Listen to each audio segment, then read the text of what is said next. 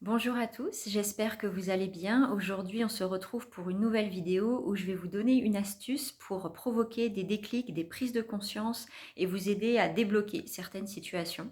Donc en fait mon astuce, c'est vraiment un outil, moi personnellement, avec lequel j'adore travailler depuis des années et qui a énormément d'impact finalement, je trouve, au niveau psychique, au niveau de l'inconscient en particulier et justement qui permet d'amener vraiment des transformations de point de vue et à partir de là de passer à autre chose. Donc alors l'outil en fait, c'est moi personnellement j'adore voilà travailler avec les archétypes. Donc ce sont des personnages symboliques qu'on retrouve dans les contes, les mythes, les légendes, qu'on retrouve aussi dans les arcanes de tarot pour ceux qui connaissent ce type d'outils aussi. C'est une autre façon de travailler avec les archétypes. Et du coup, tous ces personnages donc, qui nous renvoient finalement à une certaine qualité, certaines caractéristiques, certains rôles aussi, certains défis, certaines blessures, euh, certains schémas aussi. Ça peut être des schémas d'expérience, des schémas de relations. Les archétypes, en fait, ils ont cet effet d'être des miroirs, finalement, de ce qu'on vit, d'une façon un peu caricaturale en général. Mais quand même, de ce point de vue-là, le fait d'avoir ce reflet qui grossit, on va dire, les différentes caractéristiques de ce qu'on vit, c'est ce qui nous permet finalement de mieux saisir le système dans lequel on se trouve, les blocages en fait qui sont présents, quelles sont les qualités qu'on a besoin de développer pour pouvoir passer à autre chose. Ça nous permet de mieux identifier en fait qu'est-ce qu'on est en train de vivre et comment on peut agir dessus. Alors, je vais essayer de vous donner des exemples pour vous expliquer un peu comment ça fonctionne. Mais l'idée, je dirais l'idée générale, c'est ça. C'est si vous vous retrouvez dans une situation relationnelle problématique, ça marche particulièrement avec les relations, mais pas que. Si vous vous trouvez dans une situation problématique, en fait, essayez d'imaginer, donc si c'était un conte que vous deviez raconter à quelqu'un, donc avec vraiment toutes les caractéristiques du conte, faites marcher votre imaginaire en fait. Si c'était un conte que vous deviez raconter à quelqu'un, ce serait quoi l'histoire? Donc c'est qui le méchant? Parce qu'il y a toujours un méchant dans une histoire. C'est qui le gentil? C'est qui les alliés du gentil aussi? Et à partir de là, c'est donc quelles sont les qualités que développe le héros de l'histoire pour pouvoir gagner, entre guillemets, pouvoir dépasser la situation qu'il est en train de vivre. Parce que dans les contes, on va pas se mentir, très souvent, la situation se résout au final par la mort d'un personnage, hein. Ça, c'est un thème récurrent. Donc là, bien sûr, il ne s'agit pas du tout de copier la manière de faire qu'on trouve dans ce type d'histoire, mais c'est surtout d'identifier quelles sont les qualités, quelles sont les ressources que vous pouvez aller chercher, quelles sont finalement les forces qui sont disponibles rien que parce que vous êtes dans cette situation en fait. Je dirais que un défi va systématiquement aller chercher en soi les ressources qui permettent de le dépasser. Donc en fait, ça ne tombe pas du ciel. Si vous voyez, par exemple, dans une situation, vous êtes un peu dans le système je sais pas, du coup, dans un conte, ce serait le prince qui doit se battre contre un dragon pour pouvoir survivre et pour pouvoir ensuite créer autre chose derrière. Donc ça, c'est un archétype, on va dire, classique. Le dragon, ça peut être n'importe qui dans votre vie. Et vous seriez du coup dans la position du prince qui doit se battre.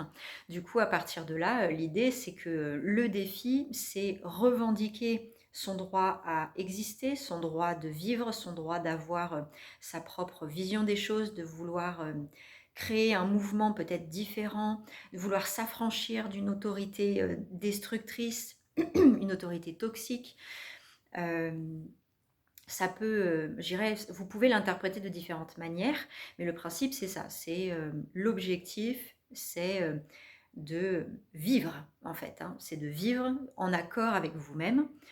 Et donc à partir de là, donc, dans cette situation d'archétype, qu'est-ce que doit développer le prince dans l'histoire pour pouvoir dépasser ce blocage-là? Du coup, il y a tout ce qui est persévérance, courage, rester fidèle à soi-même, rester fidèle à sa vérité, ne rien lâcher, ne pas céder, ne pas renoncer. Je dirais que là, on se retrouve dans la posture où on sait que si on veut vivre selon nos valeurs, il n'y a pas d'autre solution que d'avancer, de passer, d'oser, de tester de nouvelles choses, de créer du changement en fait, de créer du mouvement et de surtout pas laisser les choses en l'état. Donc l'archétype nous montre quelles sont les qualités, les ressources qu'on peut aller chercher, qui sont automatiquement activées par le défi lui-même.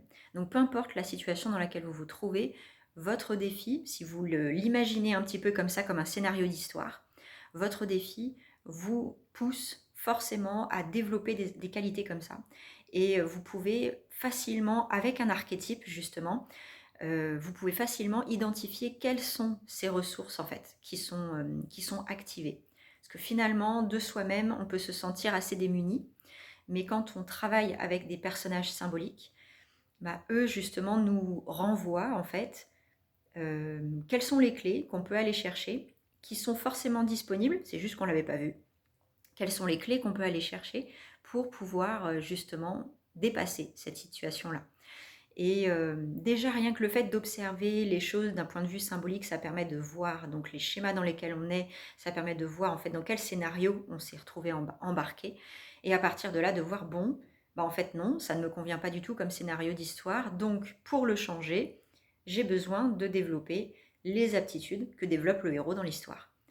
Et à partir de là, je dirais que s'identifier d'une certaine manière, donc là pour reprendre l'exemple que je vous donnais, donc s'identifier au personnage du prince qui est là et qui doit rien lâcher, et finalement le fait d'imaginer que vous êtes ce personnage, en fait c'est un travail aussi que vous pouvez faire même de visualisation ou autre, le fait d'imaginer que vous êtes ce personnage dans l'histoire, ça va parler directement, excusez-moi, ça va parler directement à votre subconscient en fait. C'est pour ça que les symboles, c'est super intéressant.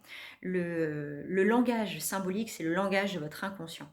Et si vous lui présentez un symbole, donc comme le prince, lui, il a déjà la carte, en fait, votre subconscient, il a déjà la carte de, ok, alors le prince, c'est tel défi, telle qualité, telle ressource, telle aide. En fait, c'est déjà présent, c'est déjà programmé.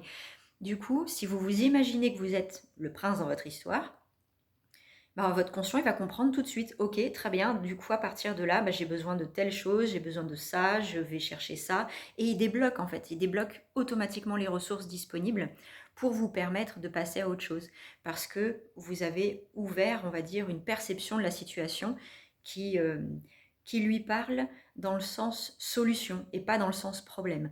Si vous imaginez effectivement un scénario, comment dire, avec un personnage qui est juste une victime de la situation, là, une victime n'aura aucune ressource en fait. Une ressource, je dirais que c'est vraiment un outil que vous pouvez aller chercher.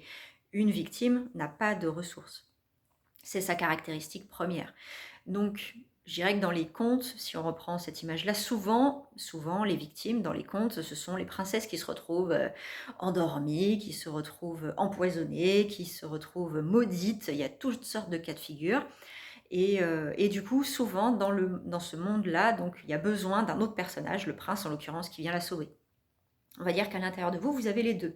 Il y a la part de vous qui est victime d'une malédiction, donc qui se sent victime de la situation, et il y a la part de vous qui, elle, a la force, les ressources, la ténacité pour sauver en fait la situation. Et du coup, prendre soin de la part qui a été, entre guillemets, maudite. Donc vous pouvez vraiment jouer avec ces archétypes-là et vous en servir pour observer ce que vous vivez d'une manière différente et surtout repasser en mode solution.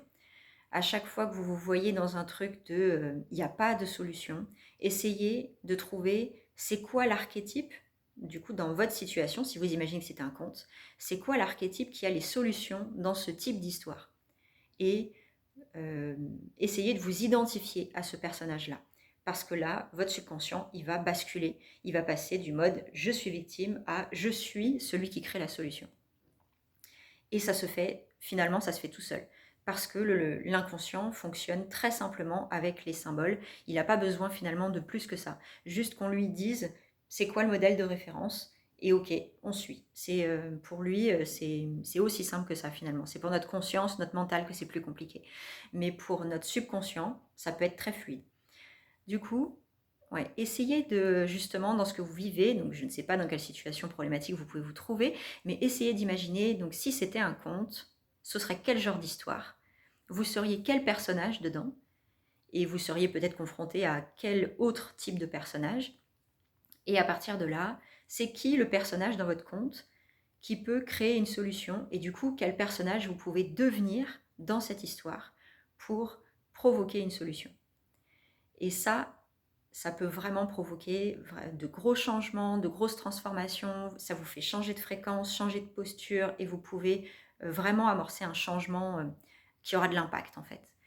Et c'est finalement pas plus compliqué que ça. Donc si vous avez un bon imaginaire, moi personnellement c'est mon cas, ouais, si vous avez un bon imaginaire, servez-vous-en parce que c'est un outil extraordinaire justement pour créer la solution. Et là, donc, en travaillant avec les archétypes, vous pouvez vraiment le mettre à profit pour ça. Voilà, c'est ce que j'avais envie de vous amener aujourd'hui. J'espère que cette vidéo vous aura plu, vous aura inspiré, que ça vous aura donné des idées. Donc si vous avez des questions, des commentaires, n'hésitez pas à les mettre, ce sera avec plaisir que j'y répondrai. Et si le thème, on va dire, vous intéresse, si vous avez envie de connaître plus de choses de ce type-là, n'hésitez pas à vous abonner à la chaîne aussi, ce sera avec plaisir. Et puis, dans tous les cas, ouais, vraiment, j'ai plaisir à partager des clés comme ça. Cet outil-là en particulier me tient particulièrement à cœur. J'ai énormément travaillé avec et je travaille toujours avec et ça m'ouvre plein de portes. Donc voilà, c'était ce que j'avais envie de vous proposer aujourd'hui.